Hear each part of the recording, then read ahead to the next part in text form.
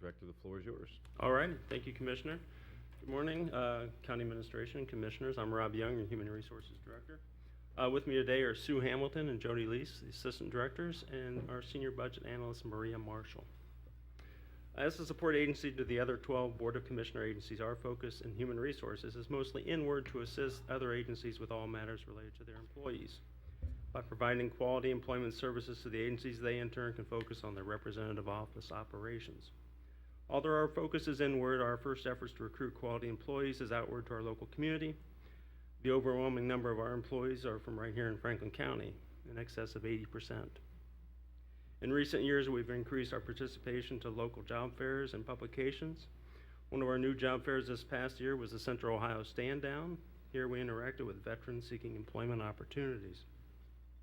In regards to publications and advertising, we hope to increase our efforts in 2019 with an emphasis on publications which focus on various local minority groups.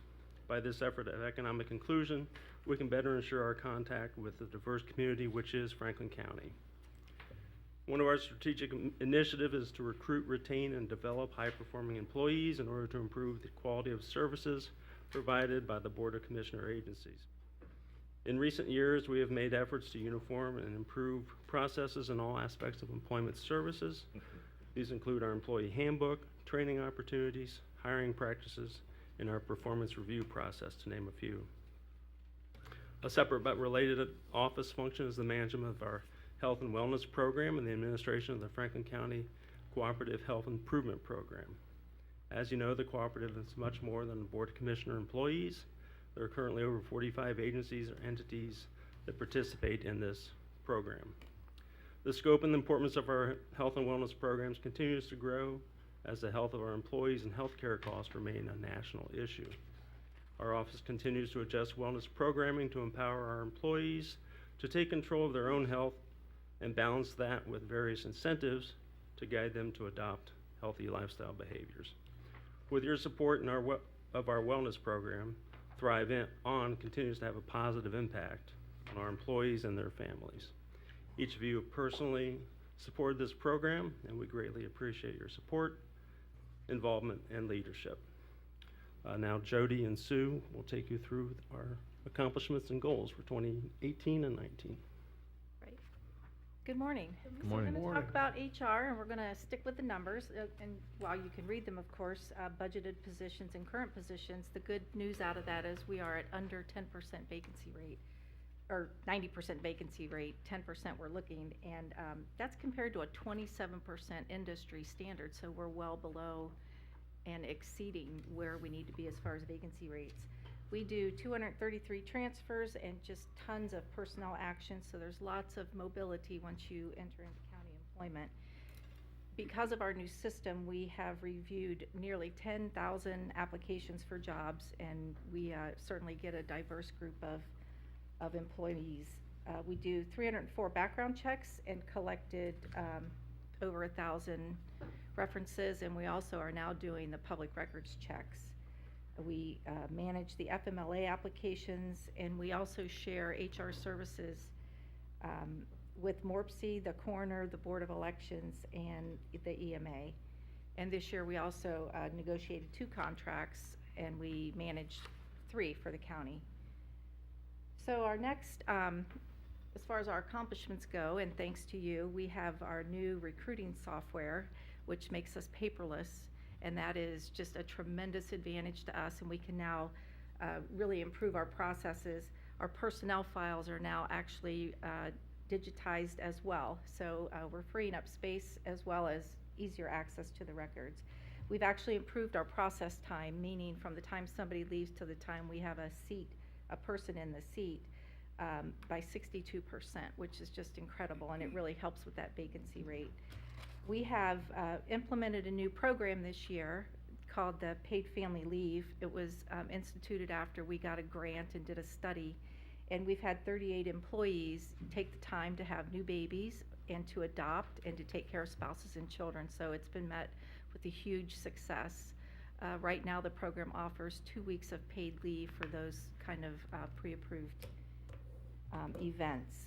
We also instituted this year in 2018 the VIP program, which stands for the Volunteer Initiative Plan, which allows county employees to take up to 16 hours a year to do volunteer programs out in the community, which has been met with a lot of good success. We've been able to have 40 events offering 104 shifts for people. And it gives people a chance to get away from their desk to actually see the good things that the county is supporting. So it's been met with a lot of great success. We revised our record retention policy, which has helped us once again get out of the paper and into the digital world. We've increased our job fairs, and we actually created a QR code, which I don't know if you're familiar, but you see them, those little blocks with all the hashes and dashes in them. It stands for a quick review, and we've created that so when we go to job fairs, people can just take a picture of it, and it takes them right to our website. So that was a really good addition. We instituted the first performance appraisals for merit-based raises, and that was quite an accomplishment, and negotiated the Teamsters and AFSCME contracts. As far as our personnel processing, our goals, we need a new HR system because the one we use currently is no longer supported by the data center. We're going to scan our former employees' files. We're evaluating our new programs, and we're going to increase our recruiting efforts and improve our FMLA process. So those are just things that we're looking forward to in 2019. The next part of our the HR piece is our training, and of course we do a lot of training. We have safety classes, and we offer core classes and professional development, and we have trained over 3,500 people. Our overall satisfaction rating is a 94%, which is very good, and I must say, we'll deal with this in the next. Most of the complaints were just about the room temperature, so that was pretty good. And we've actually fixed that too. We also have a tuition reimbursement program and the VIP. My staff would like for you to do something about our office. Oh, that's PFM, sorry. You opened up the door there. And so for our accomplishments, in 2018, we added 6 new classes. We increased attendance by 5%. We did master the temperature control. For a short period, we were heating people out, but that only lasted 3 days. So now we are in good shape. We now offer mobile training, which means we take our training to the agency, so the people don't have to come down here. We actually take our training to them. We did the VIP registration and had it up and running in 4 days, and we contracted services with other governmental subdivisions. And our goals are to continue all that great work. We're going to give our training room a facelift, which hasn't been looked at in about 12 years. So we're very happy to have that on the thing. We're going to institute sexual harassment and ethics refreshers, diversity and inclusion training, and we're going to do customized roundtables for our agencies to talk about personnel issues. As far as risk management, that's the other phase that we have here. We cover almost 18,000 employees. We manage 13 insurance policies. We've inspected 45 buildings. This year we had, I should mention I have a typo there. It's ARFE, Accident Report for Injured Employees. We had 402 that's a problem. of them. I I know, can't believe I'm we so have a sorry. Oh, no. Oh, my gosh. That Start wa- over. The spell check did not catch that. I'll have to Spell check Dare didn't you. catch ARFE? catch ARFE. I wondered what that word was. Accident Report for Injured Employees, of which we got 402, all spelled correctly. And in total of those 402, 246 of them became workers' comp claims. But we're very happy to say that we got almost 70% of our workers back to work within 7 days, which is very much above industry standards. Our accomplishments include our total claims are down 4.3%. Our back-to-work days have improved. We had 0 OSHA and PERP issues. That means complaints and or major injuries to report. So that's a very good place to be. We completed 10 safety projects. Sorry, I don't mean to, but I don't want to lose this thought and question. On our workers' comp, do we self-fund We do. workers' comp, We or are do we pay self-funded. into? Okay. We are self-funded. Yeah. And we instituted a lot of new programs, and I'm running out of time, so I'm going to let you know with our budget for 2019, we are hoping to revise our workers' compensation guide to make them plain English. And we'll also be working with our agency What nice. HR officers, and so that they can help their injured employees understand what they need to do. We're going to increase our light duty opportunities because as people heal, if we keep them working, we're self-insured on both sides, so it makes sense to get people back to work. And we're going to settle some of the older BWC claims from when we were, before we became self-insured. Review our high claims cost and update our protocol, which is important because the administrative rules have just recently changed. So Ken, you'll be getting a new process from us very soon. And with that, I will turn over to Jody. Good morning. Well, and to set the stage, I have combined benefits and wellness, numbers, accomplishments, and goals. We've made a concerted effort over the last several years to really tie the two together, and not only with pushing our vendors to do so, but also how our employees view the programs and resources available to them. So the first slide, just to, the Franklin County Cooperative Health Improvement Program is the method by which we deliver all of our employee benefits and wellness programs to not only Board of Commissioner agency employees, but also to 30 other governmental entities, including elected official agencies, board agencies, townships, Pickaway County employees. So the Franklin County Board of Commissioners acts as the plan administrator for the cooperative. The HR department, and specifically the benefits and wellness area, manages the program and makes recommendations to the board for programming. And many of the recommendations that we do make are first discussed within the Joint Benefits Committee, which is a labor and management committee comprised of representatives of the entities within the cooperative. There are approximately 6,000 benefits eligible employees located in over 45 different worksite locations that we manage. All benefits eligible employees are provided some form of benefits. 93% of them are enrolled in the health care plan as well. In total, we have about 14,000 total members, or as I call them, belly buttons. Yeah. That's employees, spouses, domestic partners, dependent children. So, and we the board has executed about a dozen different vendor contracts to support about 15 benefits and wellness programs that we offer. Our program year runs January through December, so 2018 hasn't quite come to a close yet, but to date it has run very well with a 91.7% loss ratio through September. This has allowed us to really hold a really steady increase going into 2019 at 4.5%, which is several points below the market trend. Performance indicators that drive that 2018 experience is overall our medical trend is much lower this year than we saw last year, and that's primarily because of fewer catastrophic claims occurred this year. Also, the performance of our employers' health group purchasing program has exceeded our expectations. We're averaging around $680,000 in rebates every quarter paid back to the program as a result of that program agreement. Nearly 2/3 of our adult population is engaged with a primary care physician. That's 2 visits over a 24-month period of time. We've seen a 3.5% increase in utilization of premium providers, which tells us that our members know quality matters and they're seeking that out in the healthcare that they receive. And we've seen a 12% increase in preventive breast exams over the past 2-year period of time as well. Participation in Thrive On programs continues to be high at 66%, and that equates to about 66% of our total population being enrolled in that lower deductible health plan. Participation in our gym membership program continues to grow, and we are seeing reduction in lifestyle risk factors across the board. In 2018, our administrative accomplishments, we completed 1 competitive bid and 4 renewals, and the board also invited 1 additional governmental entity to join the cooperative January 1st, and that was Jefferson Township. We hired a communications and marketing analyst to help us in really streamlining and providing more frequent communications and moving to more of a digital presence as opposed to paper. We've really rolled out Nurse Vicky. I know that sounds weird. We've rolled out Nurse Vicky.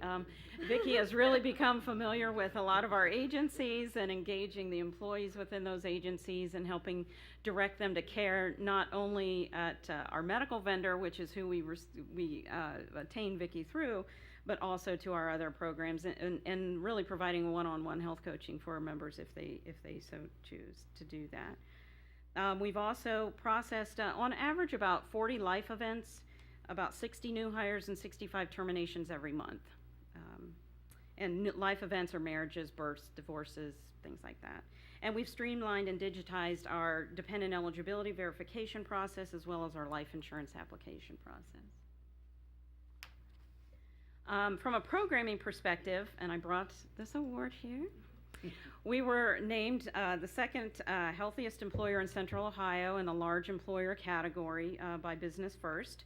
And I know Commissioner Brown and County Administrator Wilson was there to accept the award. So that was a really neat experience. And I offer this up if you would like to put this award in the briefing room, which we were just sitting there waiting.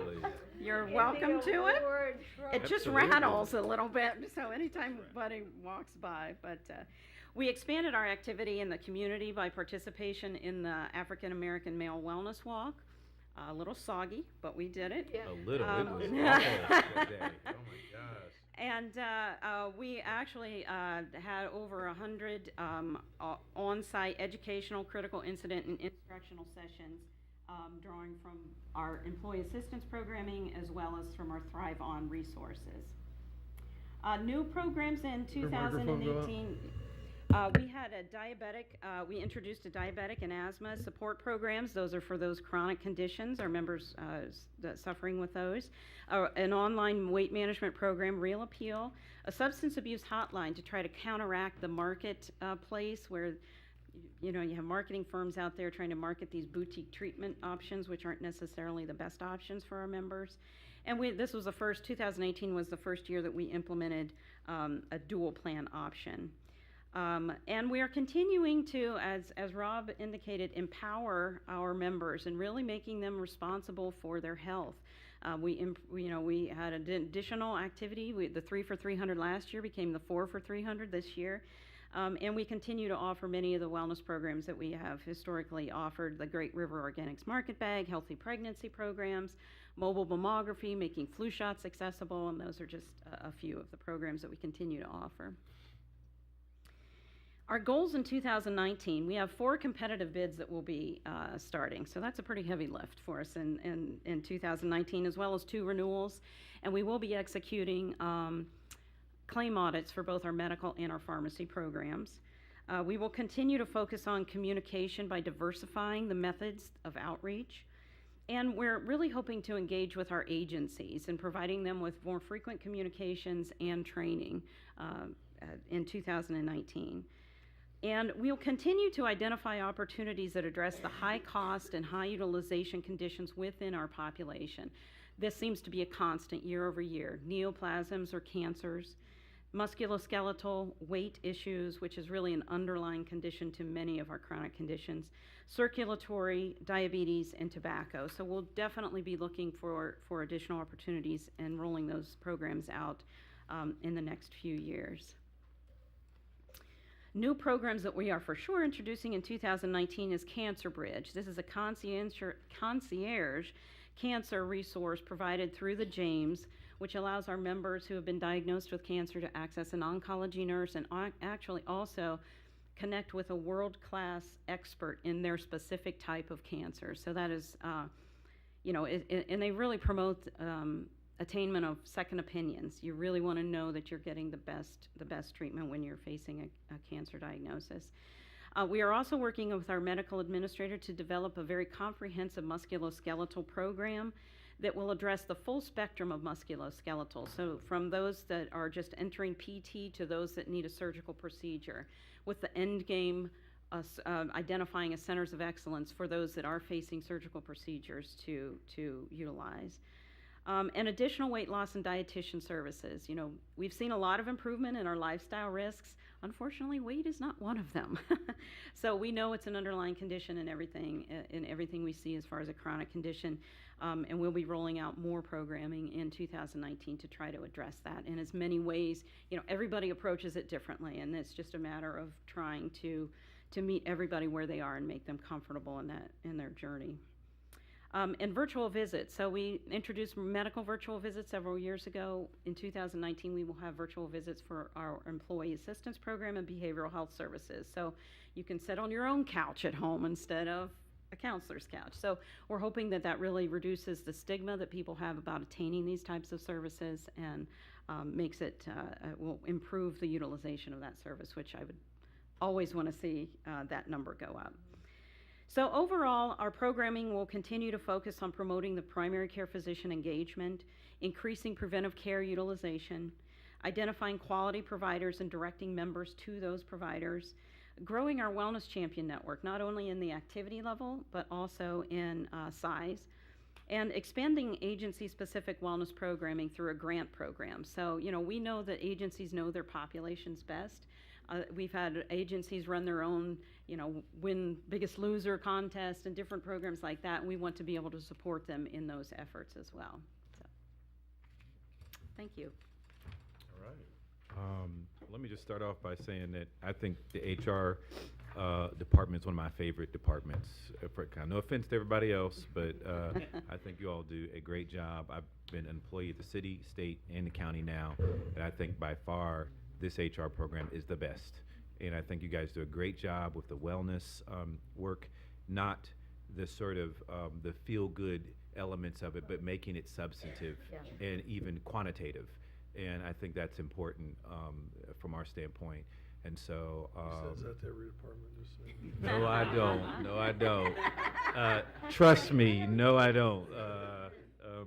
But I'm serious. I really think you all do a great job, and so I don't have any questions. You know- Although I'm sorry, I did have one ahead. question, Go ahead. Commissioner. You talked about the 4 contracts that need to be competitively bid this year. What are they? They are pharmacy, EAP, behavioral health, disability, and that one's just far off, but we need to get it rolling because it has to be in place by open enrollment and the programming has to be done. Actually a dependent eligibility audit vendor. We will be conducting a dependent eligibility verification audit in 2020, so we need to align with a vendor in 2019 to carry that out in 2020. Gotcha, okay. I think what you're doing all in with HR benefits combined is investing in our greatest resource, which is our employees. And I appreciate that very much. I've seen so much growth and development of our wellness program, and based on what's real and scientifically proved, evidence-based, I think it's really important that we continue that push. I'm thrilled that we're decreasing the time it takes to bring an employee on board. Makes a huge difference because we've lost some good people when we had the older system. Yeah. And this really makes a huge difference. So thank you for that. All of the work that you're doing is investing in our best resource.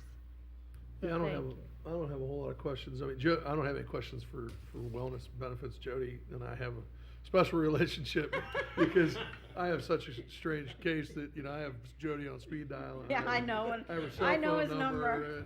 and, you know, we just, you know, because, you know, I've got, my medical history is so bad that Jody just like, she knows what I'm calling. I think she senses when I'm gonna call her. But in terms of, Commissioner Brown's absolutely right. I mean, it's like night and day in terms of, you know, the old days in terms of how, you know, picking up the phone and how long it takes to get an employee hired. And, you know, back when Rob first got here, I used to call Rob and say, you know, we gotta get people, you know, I used to call him and say, you know, how many employees do we have in JFS and why can't we get, you know, over the number, and, you know, how many people do we have and how fast can we get people hired? And now it's like, I don't even have, we haven't had that conversation in forever. It's, Right. all that stuff happens, it's automatic, and it just, I mean, it's just so night and day compared to the way it used to be 5, 6, 7, 8 years ago.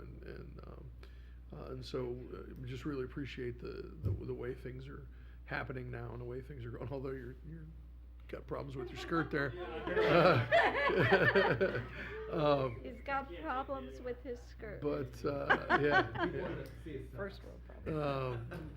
So, you know, there's great, really just a great presentation, and just appreciate the way, the direction the department's heading, and what,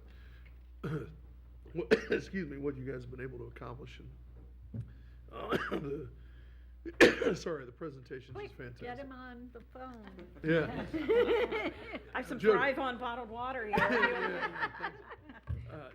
Jody and I talk all the time, so we, there's constantly something going on with my health insurance provider, or it's not her fault or the department's fault, it's always on our end of things, but it's, there's just something that happens, but, Well, we've so, had great anyway. support from the commissioners and county administration over the years for all these programs. You just can't go paperless and without expending cost.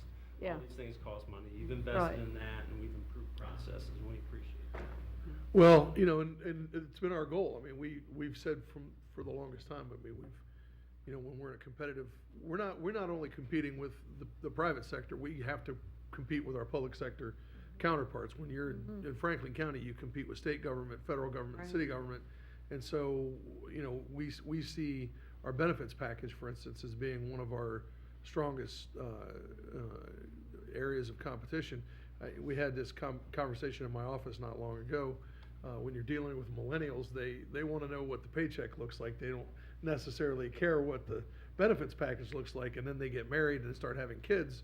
I have both of that, I have all of that in my office right now, and when they get married and start having kids, all of a sudden the benefits package really matters to them. And so we need to, we always need to be very competitive as and the benefits package allows us to do that. And so, because it's harder to be able to compete with the city and the federal government, the state government, as it relates to the salary package. And so, anyway, but we really appreciate all the work that you guys are doing, and thank you for your presentation today. Commissioners, I would concur, and I appreciate, and we all appreciate how nimble and creative and willing to try other avenues, looking at what best practices are across the country, try them and refine them, and so it's much appreciated. I would also say that the director is quite a good photographer, and that last picture saw is that. compliments of Director Young. So. Ah, Did you take that from your rooftop patio there? No. I'm kidding. Director Young lives across the street from the courthouse, so. All right. Well, thanks, guys. thank you. Thank you. Thank you. Follow him or his dog on Instagram.